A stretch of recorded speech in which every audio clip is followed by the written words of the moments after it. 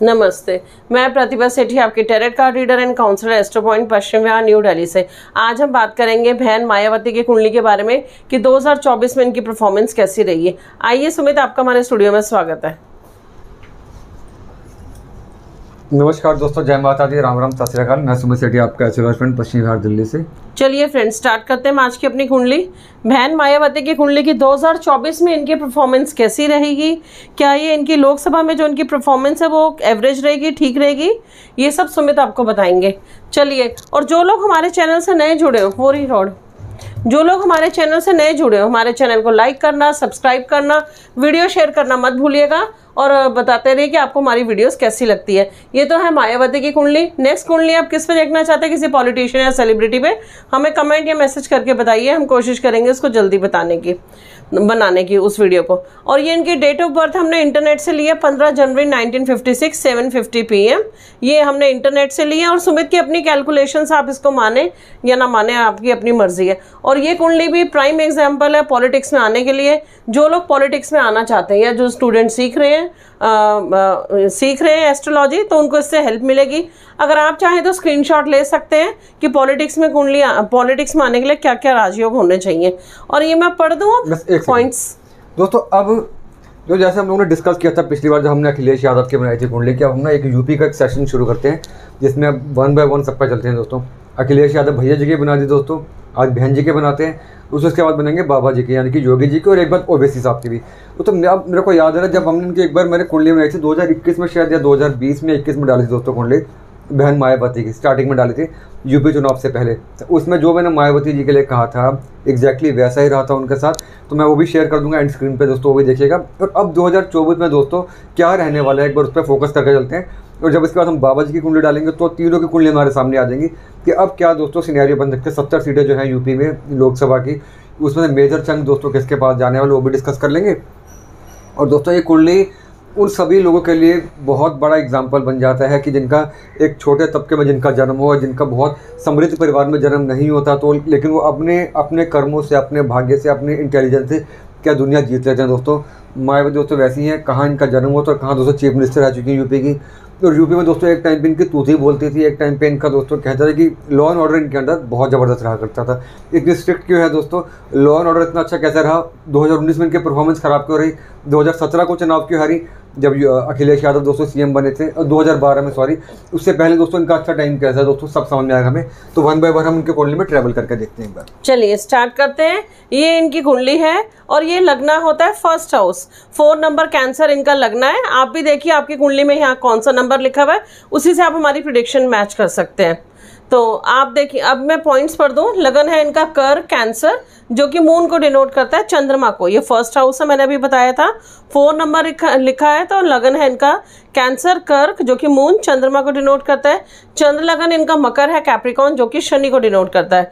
ये चंद्रमा लिखा हुआ है, 10 नंबर लिखा हुआ है, तो मून साइन इनका है मकर कैप्रिकॉन, जो कि शनि को डिनोट करता है।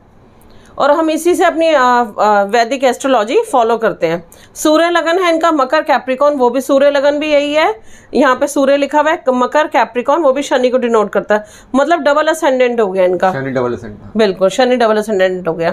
थर्ड फेज ऑफ साढ़े सती रनिंग, मतलब साढ़े सती की इनकी तीसरा फेज चल रहा है। ऑल द 3 लग्न लॉर्ड्स कंबाइंड, जो तीनों लग्नों के लॉर्ड हैं वो आपस में कंबाइन है। जैसे कि ये सुमित एक्सप्लेन करेंगे। Surya Shani Rahu, impact on 7th marriage problem. Surya Shani और राहु का इम्पैक्ट है 7th हाउस पे, जिससे कि मैरिज में प्रॉब्लम्स क्रिएट होती हैं। दोस्तों अब ये देखिए दोस्तों, लोग कहते हैं कि राजयोग का हमारी लाइफ में क्या एक संबंध होता है, राजयोग कहाँ से इंसान को कहाँ से कहाँ पहुँचाते हैं। आप सपोज दोस्तों एक रिक्शे वाला का अगर मैं आपका जाना हुआ, राजयोग तगड़े हैं आपके, टाइम अच्छा आ गया, राजयोग एक्टिवेट हो गए, तो वो टाइम दोस्तों इतना अच्छा आता है कि आप एक सप्ताह के सबसे ऊंचे शिखर में पहुंच जाते हैं। दोस्तों इसी कुंडली में हम लोग बात करें, मैं आपको 1 बाय 1 समझाता हूँ, जिससे आपको भी समझ में दोस्तों आसानी हो जाएगी। दोस्तों लगन हो गया, कर्क, ये हो गया दोस्तों सेल्फ, यानी कि इनकी सेल्फ, यानी कि इनकी लाइफ को जो प्लैनेट रूल करता है दोस्तों वो होता है चंद्रमा, मून। दोस्तों वैसे बता दूं आपकी नॉलेज के लिए, इंदिरा गांधी जी रही हुई है, पंडित नेहरू रहे हैं दोस्तों, उनका भी कर्क लगन था। और कर्क लगन के अंदर दोस्तों चीज़ें कई बार बहुत ज़्यादा पॉजिटिव हो जाती है, इंसान हाइट्स अचीव कर लेता है दोस्तों। तो कर्क लगन में दोस्तों मून हो गया इनका रूलिंग प्लैनेट। दोस्तों चंद्र लगन यानी कि मून साइन जिसे हम लोग राशि कहते हैं वैदिक एस्ट्रोलॉजी में, प्रतिभा ने बताया आपको दोस्तों, वह है मकर, यानी कि जो कि शनि से रूल्ड आउट होगी दोस्तों। दोस्तों सूर्य लगन भी इनका मकर लगन, बिकॉज सूर्य भी दोस्तों नंबर 10 में ही प्लेस्ड है। तो शनि दोस्तों डबल असेंडेंट हो गया, यानी कि शनि आपकी डबल फिजिकल बॉडी को डिनोट करता है, राशि को भी, सूर्य राशि का भी, चंद्र राशि का भी। और दोस्तों चंद्रमा तो है ही कर्क लगन। तो यानी कि तीनों लग्नों के जो लॉर्ड हैं वो कहीं ना कहीं आपस में, मैं आपको बताया तो ये देखो तो शनि डबल असेंडेंट। तो शनि का देखिए 1 2 3, तो थर्ड एस्पेक्ट आ गया यहाँ पे। और यहाँ पे दोस्तों जो चंद्रमा है, जो है कर्क लगन का जो लॉर्ड चंद्रमा, वो ऑलरेडी यहाँ पे प्लेस्ड है, यानी कि शनि का भी एस्पेक्ट यहाँ पे आ गया। चंद्रमा दोस्तों ऑलरेडी यहाँ पे जो कि कर्क लगन का लॉर्ड है। मान के तीनों राशियों के लॉर्ड दोनों केंद्र में आके मिले। और दोस्तों ये होते हैं महाराजयोग, बहुत रेयर होता है, लेकिन जिनकी राशियों में ऐसा होगा असेंडेंट के लॉर्ड, डबल असेंडेंट के लॉर्ड, ट्रिपल असेंडेंट के लॉर्ड आपस में मैच करेंगे, एक ही राशि में कंबाइन करेंगे, अपने ही साइन को देखेंगे दोस्तों, तो ये कॉम्बिनेशन बहुत बड़ा बन जाता है। इनफैक्ट इससे बड़ा कॉम्बिनेशन बनते हैं दोस्तों मोदी की कुंडली के अंदर क्या है, उनका मंगल डबल असेंडेंट है, फर्स्ट हाउस में दोस्तों अपनी राशि में है, तो वो बहुत बड़ी बात बन जाती है। शरद पवार साहब मंगल ट्रिपल असेंडेंट अपनी राशि को इम्पैक्ट डालता है। और शरद पवार साहब दोस्तों महाराष्ट्र के रूलर हैं, एक नंबर के, राज करते हैं महाराष्ट्र में। तो इसी तरीके से दोस्तों इनकी कुंडली अगर आप देखेंगे यहाँ पे चंद्रमा और शनि तो 7th हाउस यानी कि केंद्र के अंदर आपस में पार्टिसिपेट कर रहे हैं, तो बहुत बड़ी बात बन जाती है।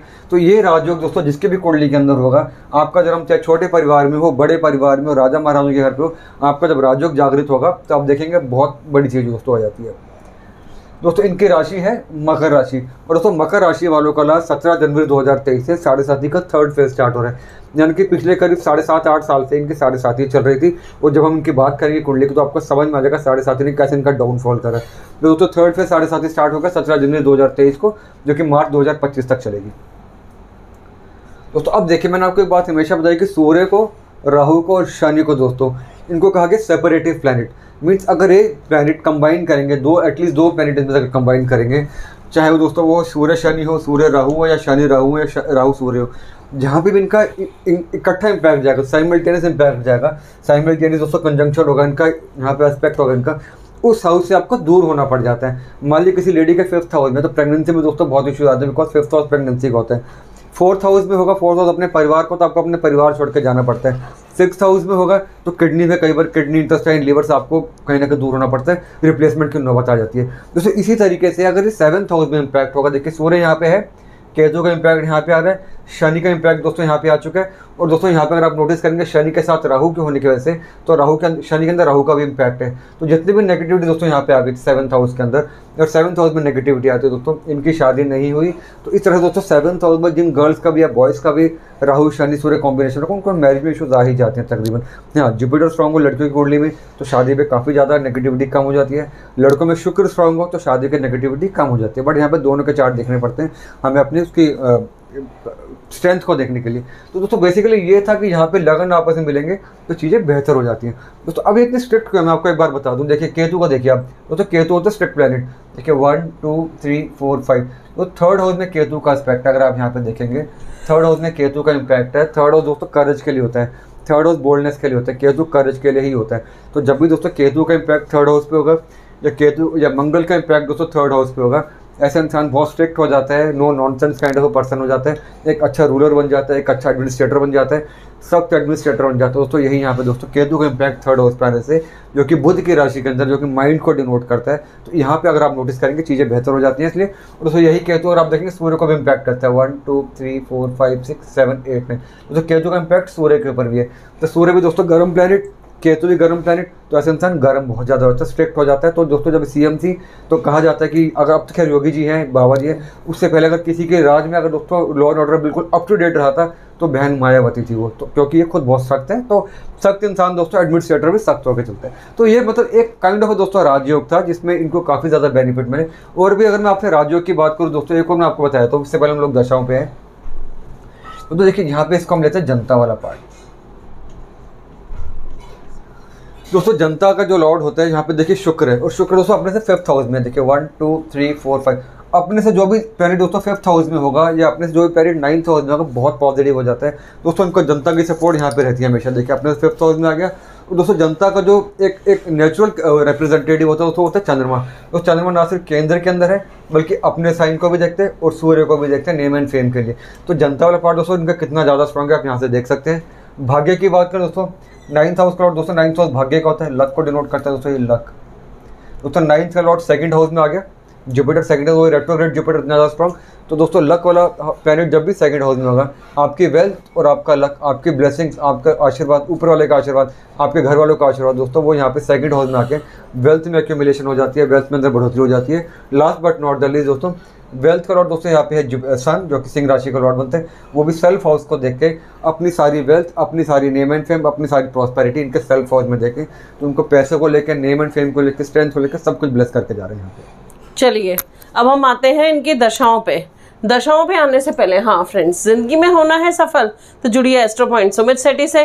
मुश्किलों को दूर करना अपनी लाइफ से तो भी जुड़िए एस्ट्रो पॉइंट सुमित सेठी से। नंबर आपकी स्क्रीन पर है, आप चाहे तो मैं कांटेक्ट कर सकते हैं पर्सनल रीडिंग के लिए, पर्सनल वीडियो के लिए, ईयरली रिपोर्ट के लिए कि आने वाला आपका टाइम कैसा है। ये तो है मायावती की कुंडली। अगर आप चाहे तो आपकी पर्सनल कुंडली भी हम आपको ऐसे बना के मेल या व्हाट्सअप कर सकते हैं और यूट्यूब पे भी अपलोड कर सकते हैं अगर आप अलाउ करो, नहीं तो हम आपका नाम चेंज करके भी कर सकते हैं कि आपकी प्राइवेसी मेंटेन रहे। और चलिए स्टार्ट करते हैं। और हमारा जो मेन क्वेश्चन है 2024 में इनकी परफॉर्मेंस कैसी रहेगी, वो जल्दी ही हम क्वेश्चन लेंगे, तो इसके लिए वीडियो के अंत तक बने रहिए जानने के लिए 2024 लोकसभा में इनकी परफॉर्मेंस कैसी रहेगी। एक बताने रह गए दोस्तों कर्क लगन के अंदर मैं आपको बहुत बार बताऊँ, अगर आप भी कर्क लगन में आपने इंपॉर्टेंट बात जाना है, इंटरेस्टिंग बात जाननी है कि कर्क लगन के अंदर दोस्तों मंगल जो होता है वो सबसे पॉजिटिव प्लैनेट, सबसे इंपॉर्टेंट प्लैनेट बनता है दोस्तों। 10th कर्म का लॉर्ड, प्रोफेशन का लॉर्ड। 5th दोस्तों लक का लॉर्ड। दोस्तों इंदिरा गांधी जी की बात करें, पंडित नेहरू की बात करें दोस्तों, कर्क लगन के, जैसा मैंने बताया आपको, उन दोनों की कुंडली दोस्तों मंगल एक्स्ट्रॉर्डिनरीली स्ट्रॉन्ग था। और दोनों दोस्तों कितने साल राज करा, उनके नेम एंड फेम की बात करें, गुडविल की बात करें दोस्तों, उसमें कोई मतलब आप इतिहास में अगर देखेंगे तो इंदिरा गांधी जी बहुत टॉल प्राइम मिनिस्टर थी, पंडित नेहरू बहुत टॉल प्राइम मिनिस्टर थे। उसके बाद दोस्तों मोदी जी की मैं बात करूँ, उनका मंगल बहुत ज़्यादा स्ट्रॉन्ग है, तो मोदी जी दोस्तों बहुत ज़्यादा आगे निकले उन लोगों से भी। तो यहाँ पे अगर आप देखेंगे मंगल, अगर कर्क लगन की बात करें, मंगल की बात करें दोस्तों, मंगल ना सिर्फ यहाँ पे अपने साइन के अंदर है दोस्तों, देखिए कितनी बड़ी बात बन जाती है, अपने साइन के अंदर होने की वजह से साथ में सो राहु का भी इसको कॉम्बिनेशन मिल गया दोस्तों। 5th हाउस का राहु 5th हाउस के लॉर्ड के साथ जब बैठेगा तो मंगल को और ज़्यादा स्ट्रेंथ दे देता है। तो मंगल दोस्तों यहाँ पे देखिए इनकम को देखते हैं, इनकम को बढ़ाता है। 12th को देखकर दोस्तों 12th की नेगेटिविटी को कम करके जाता है। तो यानी कि दोस्तों मंगल कर्क लगन वालों के लिए जितना ज़्यादा स्ट्रांग होगा उतनी ही ज़्यादा लाइफ में सत्ता मिलती है, उतनी ही ज़्यादा लाइफ में कहीं ना कहीं आपको कुर्सी, टाइटल सब कुछ मिल जाएगा दोस्तों। तो अपना अपना मंगल देखिए दोस्तों, अगर आप कर्क लगन के है और मंगल दोस्तों इतना ही ज़्यादा स्ट्रांग हो जाता है। अपार्ट फ्रॉम पॉलिटिक्स दोस्तों, आप इसमें 2-3 फील्ड आपके और बहुत अच्छी बन जाती हैं। एक मेडिकल लाइन दोस्तों, मेडिकल आपकी बन जाती है, फार्मा से रिलेटेड कोई भी, डॉक्टर से रिलेटेड कोई भी। सबसे बड़ी बात दोस्तों रियल एस्टेट या बिल्डर, और एक हॉस्पिटैलिटी, होटल दोस्तों, ये लाइन्स आपके लिए काफ़ी अच्छी होती है क्योंकि यहाँ पे शनि इन्वॉल्व है। तो आपके ऐसे लोग दोस्तों टेक्निकल माइंडेड बहुत ज़्यादा होते हैं, पढ़ाई लिखाई बहुत ज़्यादा होती है, इंजीनियरिंग आपकी एक फील्ड आ जाती है जिसमें आप साइंटिस्ट जाओ या रोबोटिक्स करना चाहो तो वो भी कर सकते हो आप। चलिए अब हम आ जाते हैं इनकी दशाओं पे कि अब हम इनकी दशाओं की बात करते हैं, इनकी कुंडली कैसी है। चलिए सबसे पहले हम इनकी शनि की दशा लेते हैं जो 26 मई 1994 में स्टार्ट हुई है, 26 मई 2013 तक चली। कितने साल की थी? 19 साल की ना, 19 साल की महादशा। तो ये दशा कैसी रही? इसी बीच से शायद सीएम बनी थी, इसी बीच में सारा हुआ था दोस्तों। अब देखिए शनि, अब दोस्तों कर्क लगन के अंदर आप अगर आप भी कर्क लगन के ध्यान में रखिए एक बात को, कर्क लगन में शनि जब बनते हैं दोस्तों 7th और 8th का लॉर्ड बनते हैं दोस्तों। मतलब कारक भी होता है, मारक भी होता है। मतलब कारक मीन्स सब कुछ देता भी है, मारक मीन्स सब कुछ लेता भी है, चोट भी होता है। यहाँ पे दोस्तों एज का भी लॉर्ड बन जाता है। 8th दोस्तों एज का होता है। 7th हाउस केंद्र होने की वजह से प्रोफेशन को डिनोट करता है, प्रोफेशनली हाइट्स भी देगा, डिपेंडिंग कि उसकी सिचुएशन कैसी है यहाँ पे। अब देखिए दोस्तों 94 से लेकर 2013 तक अगर आप नोटिस करेंगे, इनकी हिस्ट्री जानेंगे तो इसी टाइम पे वो सीएम बनी बहुत बार दोस्तों। इसी टाइम पे दोस्तों सत्ता भी उनके पास थी। 2012 तक दोस्तों वो सीएम रही थी। 2012 में अखिलेश यादव आ गए, तो उसके बाद फिर इनका डाउनफॉल बहुत तेजी के साथ स्टार्ट हुआ। तो लेकिन इसका अंदर दोस्तों शनि की दशा में दोस्तों मायावती, जो महन मायावती जो ब्रांड थी एक टाइम पे, वो इसी टाइम पे ब्रांड बनी दोस्तों। रीजन क्या है यहाँ पे, शनि पे गौर करें आप। शनि नंबर 1, नंबर 2, यहाँ पे शनि दोस्तों डबल असेंडेंट है। मैंने आपको बताया डबल असेंडेंट है, चंद्रमा के साथ पार्टिसिपेट करा है, यानी कि तीनों लग्नों ने जब पार्टिसिपेट करा तो शनि की दशा दोस्तों ऑब्वियस ही बात है, जब मैंने बताया राजयोग एक्टिव हो जाता है। तो जो प्लेनेट राजयोग में पार्टिसिपेट करेगा उसके दशा में आपको कहीं ना कहीं दोस्तों बहुत हाइट्स मिल ही जाती है और मिलनी चाहिए भी कायदे से दोस्तों। ना सिर्फ शनि यहाँ पे अपनी राशि को देख रहा है, चंद्रमा के साथ इन्वॉल्वमेंट जो कि सेल्फ को डिनोट करता है दोस्तों। मंगल के साथ, मंगल की ही राशि में 5th हाउस में भाग्य की वृद्धि कर रहा है। राहु के साथ आके तो राहु ने दोस्तों इसकी जो सिचुएशन थी उसको इन्फ्लेट कर दिया। लेकिन एक बात है दोस्तों, राहु मंगल शनि 5th हाउस में आके किसी मतलब इनके लिए तो नहीं दोस्तों, एक जनरल एक बात बता रहा हूँ, राहु मंगल शनि दोस्तों जब कंबाइन करेंगे, राहु शनि जब कंबाइन करेंगे, जिस हाउस में कंबाइन करेंगे उस हाउस में दोस्तों उस हाउस से रिलेटेड बॉडी के पार्ट में दिक्कत आ ही जाती है। तो स्टमक वाला पार्ट है यहाँ पे दोस्तों, वो दिक्कत थोड़ी सी आती है। लेकिन तो आप देखिए शनि की दशा दोस्तों कितनी ज़्यादा भाग्यशाली थी, बिकॉज यहाँ पे डबल राजयोग जागृत हुए, राहु शनि और साथ में मंगल जो है ये शनि के अंदर वो भी अपना काम कहीं ना कहीं करके चले गया। तो यानी कि दोस्तों जब भी लगन की दशा आएगी, राशि के लॉर्ड की दशा आएगी, सूर्य राशि के लॉर्ड की दशा आएगी, और अगर वो डबल असेंडेंट होगा तो पॉजिटिव होता ही होता है। चलिए, शनि की दशा की बात हो गई इनकी। शनि की दशा तभी फेवरेबल रही क्योंकि 5th हाउस की दशा थी और शनि इनका ठीक है, केंद्र का भी लॉर्ड है, केंद्र का भी लॉर्ड है, हाँ बिल्कुल, केंद्र और त्रिकोण का भी लॉर्ड है। चलिए, अब हम आते हैं इनकी दूसरी दशा पे। बुध की दशा 26 मई 2013 को स्टार्ट हुई और 26 मई 2030 तक अभी चलेगी ये 17 साल की महादशा। तो ये दशा इनकी कैसी रहेगी? 7th हाउस की दशा है, मार्केश की दशा है, 12th का लॉर्ड है और 3rd का लॉर्ड है। तो ये दशा इनकी कैसी रहेगी? चलिए, वीडियो के अंत तक बने रहिए जानने के लिए कि 2024 में लोकसभा में इनकी परफॉर्मेंस कैसी रहेगी। और जिंदगी में होना है सफल तो जुड़िए एस्ट्रो पॉइंट सुमित सेठी से, और जल्दी ही हमारा चैनल सब्सक्राइब कर दीजिए जिन लोगों ने नहीं किया हो, और बेल आइकन का बटन जरूर ऑन कीजिए ताकि जैसे इंपॉर्टेंट इन्फॉर्मेशन आए तो आपको हमारी वीडियोस मिलती रहे। दोस्तों एक बात ध्यान में रखिए कि कर्क लगन के अंदर, अब दोस्तों जब ये दशा शुरू हुई 2013 के अंदर, उसके बाद से दोस्तों 2012 के बाद से कभी इनको हाइट नहीं मिल पाई। वो जो छोटी मोटी सफलताएं मिली है दोस्तों, लेकिन जो एक मेजर जो कुर्सी होती है सीएम की कुर्सी, वो नहीं मिल पाई इनको दोस्तों। अब एक बात हमेशा ध्यान में रखिएगा कि कर्क लगन के अंदर बुध जो होता है बहुत नेगेटिव प्लैनेट बनता है because of 12th and 3rd के लॉर्डशिप। ठीक है दोस्तों, ट्रैवलिंग करवा देगा, प्लेजर दे देगा आपको, लेकिन नेगेटिव होने की वजह से इसके दशा में आपको हाइट्स नहीं मिल पाते जो आप डिजर्व करते हो। बाकी दोस्तों डिपेंडेंसी रहती है कि प्लेसमेंट के दोस्तों, मरकुरी की प्लेसमेंट अच्छी है, शनि जो कि भाग्य का स्वामी है दोस्तों, यहाँ पे मतलब उसका डबल असेंडेंट है, उसकी सपोर्ट मिलने की वजह से स्ट्रेंथ है इसके अंदर। लेकिन दोस्तों जो शनि ने अपने भाग्य स्थान में था, अपनी दशा में जो हाइट अचीव करी, वो बुध की दशा में हाइट्स अचीव नहीं होंगी बिकॉज यहाँ पे दोस्तों 12th लॉसेस का होता है और 3rd दोस्तों कहीं ना कहीं आपके करेज का होता है, आपकी बोल्डनेस का होता है, या स्ट्रगल का भी आप कह सकते हो। तो वो सब चीज़ें नहीं मिली। तो आप नोटिस करेंगे जब जब दशा आई तब से इनका डाउनफॉल स्टार्ट होगा। और दोस्तों चांस की बात क्या है कि करीब अब आप मान के चलो दोस्तों, इनकी अब 3rd फेज स्टार्ट हुआ 7.5 का, तो यानी कि करीब आपसे मान के चलो कि 3 और करीब 5 या 6 साल पहले इनकी वो स्टार्ट हो गई थी 7.5। तो अगर 7.5 की अगर हम लोग बात करें 2023 है दोस्तों, तो 16-17 के आसपास इनकी 7.5 स्टार्ट हुई थी। तो उसके अंदर भी दोस्तों इनकी जो डाउनफॉल का था वो 7.5 में काफ़ी ज़्यादा शुरू हो गया होगा। आ जाओ जी। चलिए, अब हम आते हैं इनकी दूसरी इस दशा को हम छोटा कर लेते हैं, इनकी अंतर दशा पे बुध की दशा को हम छोटा कर लेते हैं।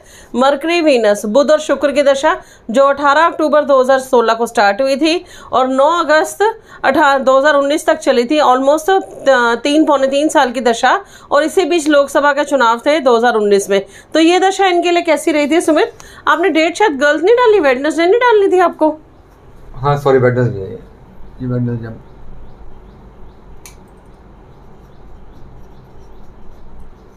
7th।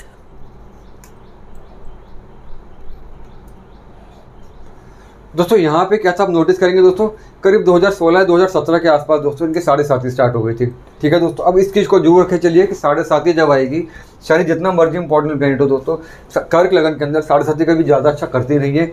और दोस्तों 7.5 से तुला लगन में इतना नुकसान नहीं करती, कुंभ लगन में, मकर लगन में या वृषभ लगन में इनको इतना नुकसान नहीं करती है, लेकिन डेंट उतना नहीं पड़ता। लेकिन कर्क लगन वालों के लिए दोस्तों 7.5 काफ़ी भयानक हो जाती है बिकॉज यहाँ पे शनि जो होता है मार्केश का लॉर्ड बन जाता है और 8th का लॉर्ड यानी कि नेगेटिव हाउस का लॉर्ड बनने से 7.5 में दोस्तों मेंटल टॉर्चर, सक्सेस में बहुत अड़चने लेके आता है, बहुत स्ट्रगल करवाता है। तो 16 के आसपास दोस्तों 7.5 स्टार्ट हो गई थी। शनि यहाँ पे डबल असेंडेंट है, 7.5 का इफेक्ट यहाँ पे डबल हो गया। राहु साथ में है दोस्तों, प्रॉब्लम बढ़ जाती है। यहाँ पे मंगल जो कि शनि का अंटाई है, प्रॉब्लम बढ़ जाती है। अब 7.5 का भी दोस्तों दिमाग में रख के चलना दोस्तों। अब जैसे ही ये दशा शुरू हुई, मरकरी वीनस, हालांकि दोस्तों मरकरी वीनस आपस में फ्रेंडली प्लैनेट है। एक शुक्र दोस्तों मरकरी से 2nd हाउस के अंदर वेल प्लेस है दोस्तों। अगर आपको याद होगा 2019 के अंदर, तब मेरे चैनल नहीं था, तब मैंने फेसबुक इंस्टाग्राम पर एक पोस्ट डाली थी। तब दोस्तों एक हवा चली थी कि बुआ बबुआ मिलकर, मतलब अखिलेश यादव और मायावती ने कंबाइन कर हाथ मिलाया था कि हम 2019 में इकट्ठा चुनाव लड़ेंगे। और तब ये कहा जा रहा था मीडिया के अंदर और हर जगह कहा जा रहा था, पॉलिटिकल पंडित एक बात कह रहे थे कि अब तो यूपी का चुनाव भी क्लीन स्वीप कर लेंगे, योगी जी हो या मोदी जी, उनको यूपी में बहुत तगड़ी हार का मुंह देखना पड़ेगा। लेकिन दोस्तों ऐसा हुआ नहीं। मेरी प्रेडिक्शन दोस्तों कुछ और थी, मोदी जी के चार्ट से, योगी जी के चार्ट से, अखिलेश के चार्ट से, मायावती के चार्ट से, कि नहीं बीजेपी ही ज़्यादा सीटें जीतेगी। और दोस्तों वही वो तो 55 के आसपास दोस्तों सीटें जीती थी बीजेपी ने, 50+ सीटें आई थी। लेकिन उसके अंदर भी दोस्तों मायावती ने थे जो थी, उनकी सीटें अखिलेश यादव से ज़्यादा आई थी। तो यहाँ पे दोस्तों दशा थोड़ी सी पॉजिटिव थी। तो यहाँ पे जो मायावती की जो परफॉर्मेंस थी वो अखिलेश यादव से बेहतर ही कंबाइन करने का, मतलब बुआ पे बाजी मार ली। लेकिन क्योंकि हमने यहाँ पे कंपैरिजन दोस्तों योगी जी के साथ किया था, मोदी जी के साथ किया था, उनकी दशा बहुत ज़्यादा स्ट्रॉन्ग थी, तो इनको उतना बेनिफिट नहीं मिला। इनको बेनिफिट मिला अखिलेश यादव से सीटें ज़्यादा मिलने के बाद। हालांकि बाद में गठबंधन टूटा तो इनको ज़्यादा ही बेनिफिट मिल गया उस चीज़ से, उन्होंने अपना वोट से रिटेन करा, इनको बेनिफिट यहाँ पे मिल गया। तो मरकरी वीनस की दशा थोड़ी सी पॉजिटिव से रहेगी दोस्तों, बिकॉज महादशा का प्लैनेट और अंतरदशा का प्लैनेट दोस्तों आपस में जब भी मित्र होंगे तो चीज़ें बेहतर हो जाती है। महादशा से अंतरदशा का प्लैनेट दोस्तों पॉजिटिव हाउसेज में होगा तो चीज़ें बेहतर हो जाती हैं। तो यहाँ पे गेन तो हुए लेकिन उस स्तर तक गेन नहीं हुए, बिकॉज योगी जी का चार्ट बहुत ज़्यादा स्ट्रॉन्ग था। चलिए, मरकरी वीनस की दशा की भी बात होगी, इनके लिए कैसी रही। अब हम आते हैं इनकी दूसरी अंतरदशा पर, मरकरी मंगल, जो कि 24 नवंबर 2021 को स्टार्ट हुई और 21 नवंबर 2022 तक चली। पूरी 1 साल की अंतरदशा, और इसी बीच यूपी के चुनाव थे। तो ये दशा इनके लिए कैसी रही। ये है बुध हमारा 7th हाउस में और मंगल 5th में। 5th और 7th की दशा तो अच्छी रहनी चाहिए इनके लिए। चलिए, वीडियो के अंत तक बने रहिए जानने के लिए कि 2024 में इनकी परफॉर्मेंस कैसी रहेगी। तो बने रहिए आप हमारे साथ जानने के लिए। दोस्तों अब ये आप टाइम देखें, अगर आप एक बात दोस्तों याद दिलाता हूँ, शायद 24 जनवरी 2020 दोस्तों तब शनि आया था मकर में। 24 जनवरी 2020 में दोस्तों शनि आया था मकर में, यानी कि इनके मून साइन के अंदर। और दोस्तों जब भी एक्सक्यूज मी दोस्तों, जब भी शनि मून साइन में आता है तो आपके साढ़े साथी का सेकंड फेज स्टार्ट हो जाता है। और सेकंड फेज दोस्तों सबसे भयानक हो जाता है, सबसे नेगेटिव हो जाता है। यानी कि इस दशा के अंदर जब मरकरी मंगल की दशा आई थी, यूपी के 2022 के चुनाव चल रहे थे दोस्तों, तब कहीं ना कहीं इनके सेकंड फेज ऑफ साढ़े साथी स्टार्ट हो गई। और दोस्तों सेकंड फेज ऑफ साढ़े साथी ने दिक्कत करनी ही थी, दिक्कत करी। शनि ने दोस्तों यहाँ पे देखा, सूर्य को देखा, सत्ता वाले घर को देखा, प्रोफेशनल वाले घर को देखा, सेल्फ वाले हाउस को देखा, मरकरी को देखा, इसकी दशा चल रही है। तो साढ़े साथी में पुल डाउन करा दोस्तों, यही हुआ। और योगी जी तब दोस्तों मैंने कुंडली डाली भी थी इनकी, मेरी कुंडली अभी भी मैं डालूंगा, देखिएगा उसमें क्या रीज़न बताए थे कि मायावती नहीं जीत पाएंगे। दोस्तों वही हुआ, मायावती बिल्कुल नॉन एंटिटी बन के रह गई वहाँ पे, बिकॉज इसमें सबसे बड़ा रोल दोस्तों साढ़े साथी का था। और क्योंकि दोस्तों शनि यहाँ पे डबल असेंडेंट बन जाता है, तो साढ़े साथी का जो नेगेटिव इम्पैक्ट था वो भी डबल हो गया। तो कुल मिला के यहाँ पे साढ़े साथी में दोस्तों पुल डाउन हुआ। यूपी चुनाव 2022 नहीं जीत पाई। अखिलेश यादव का दोस्तों हॉर्सकोप बहुत ज़्यादा स्ट्रॉन्ग था इस टाइम पे, उन्होंने अच्छा परफॉर्म किया। लेकिन योगी जी का तो अखिलेश यादव की भी नहीं चल पाई। वो दोस्तों मैंने एक्सप्लेन किया था जब मैंने 2022 के चार्ट डाला था, आप देखिएगा उसको, एक बार मैं दोबारा डालूंगा 2024 के लिहाज से। उससे ये रीज़न रहेगा था। हालांकि मंगल दोस्तों अच्छा प्लैनेट होने के बावजूद भी अच्छा काम नहीं कर पाया, क्योंकि यहाँ पे शनि का सेकंड फेज ऑफ साढ़े साथी चल रही थी और उन दोनों का चार्ट इनसे बहुत ज़्यादा स्ट्रॉन्ग थे। चलिए, अब हो गई मरकरी मंगल की दशा। ये दशा इनके लिए कैसे रही। अब इसके बाद की दशा पे हम आते हैं मरकरी राहु। 21 नवंबर 2022 को स्टार्ट हुई लास्ट ईयर और 10 जून 2025 तक चलेगी, ऑलमोस्ट 2.5 साल की दशा। तो ये दशा इनके लिए कैसी रहेगी। बुध 7th हाउस में है और राहु इनका 5th हाउस में है। तो राहु तो 5th हाउस का अच्छा होता है, तो ये दशा कैसी रहेगी। नीचे वाली दशा भी पढ़ दो। नीचे वाली पढ़ दो। मरकरी राहु मरकरी मतलब फिर से 5th और 7th की दशा 7 नवंबर 2024 को नेक्स्ट ईयर स्टार्ट होगी और 18 मई 2024 तक चलेगी, ऑलमोस्ट 4-4.25 महीने की दशा। और इसी बीच लोकसभा के चुनाव हैं। तो ये दशा कैसी रहेगी। तो क्या इनकी परफॉर्मेंस सही होगी इनकी दशा की वजह से। दोस्तों अब आप नोटिस करेंगे ये जो टाइम है यहाँ पे दोस्तों, एग्जैक्टली इस टाइम पे अगर आप नोटिस करेंगे, ये दोस्तों साढ़े साथी का थर्ड फेज चल रहा होगा। यानी कि जो आज की डेट की अगर हम लोग बात करें, जिस दिन आप ये वीडियो देखेंगे, साढ़े साथी का दोस्तों थर्ड फेज चल रहा है। दोस्तों शनि यहाँ पे कुंभ राशि के अंदर है और कुंभ राशि में दोस्तों शनि मकर राशि वालों के लिए थर्ड फेज है। तो थर्ड फेज मुश्किल होता है, लेकिन as comparison to second phase या फर्स्ट फेज इतना टफ नहीं होता दोस्तों, चीज़ें टफ होती है। तो इतना मान कर चल सकते हैं कि 2024 में जब चुनाव चल रहे होंगे तो भी इनको दोस्तों साढ़े साथी चल ही रही होगी। दोस्तों साथ में आ गया राहु। दोस्तों मरकरी यहाँ पे नेगेटिव है, ये कोई बहुत पॉजिटिव नहीं है। राहु यहाँ पे दोस्तों है, लेकिन किसके साथ दोस्तों, शनि के साथ। वो शनि जो साढ़े साथी वाला शनि होगा। शनि राहु दोस्तों जब भी कंबाइन करेंगे नेगेटिव हाउस के अंदर, यानी कि नेगेटिव राशि के अंदर, एनिमिक राशि के अंदर, परफॉर्मेंस अच्छी नहीं होती। तो यहाँ पे आप मान कर चल सकते दोस्तों कि राहु के टाइम पे भी कोई परफॉर्मेंस बहुत अच्छी रहने वाली नहीं है। एक अच्छी बात दोस्तों क्या होगी कि तब तक राहु मूव करके इनके 9th हाउस में आ चुका होगा। 9th हाउस का राहु दोस्तों गुरु चंडाल भी खत्म हो चुका होगा। तो यहाँ पे आप कह सकते हो दोस्तों कि मायावती बिल्कुल खत्म नहीं होंगी। यहाँ पे कुछ सीटें आएंगी बिकॉज ऑफ राहु के मूवमेंट की वजह से, लेकिन दोस्तों इनकी जो परफॉर्मेंस होगी इतनी कोई खास परफॉर्मेंस नहीं होने वाली जो आज की डेट बताती है दोस्तों कि 2024 में चुनाव पलट दे यूपी का, इस तरह की काम कर लें। ऐसा कुछ होने वाला नहीं है। इनकी सीट्स होंगी 19 के बराबर होंगी सीट्स, 19 के आसपास ही सीट्स होंगी, उससे कोई बहुत बड़ी जंप आने वाली नहीं है दोस्तों, जो है वैसा ही रहने वाले। अगर साढ़े साथी नहीं होती दोस्तों इनकी तो चीज़ें कुछ और थी। साढ़े साथी भी है, साथ में राहु भी, और शनि अपने साढ़े साथी में दोस्तों चंद्रमा पे इम्पैक्ट डाल रहे हैं, सूर्य पे इम्पैक्ट डाल रहे हैं, बुध महादशा के प्लैनेट में इम्पैक्ट डाल रहे हैं, गेंट्स वाले हाउस में इम्पैक्ट डाल रहे हैं दोस्तों, गुरु पर इम्पैक्ट डाल के चल रहा है अपने 10th आसपास से। तो कुछ ज़्यादा इनसे मुझे लगता है दोस्तों होप होने वाली है इनकी वजह से। वही जो सीटें 2019 में थी उसके आसपास दोस्तों सिमट जाएंगी। और मुझे दोस्तों लगता है कि धीरे धीरे अगर हम इनके आगे आने वाले टाइम की बात करें तो ये अब यूपी में उतना बड़ा रोल इनका रहने वाला नहीं है जितना बड़ा रोल इनका पहले था।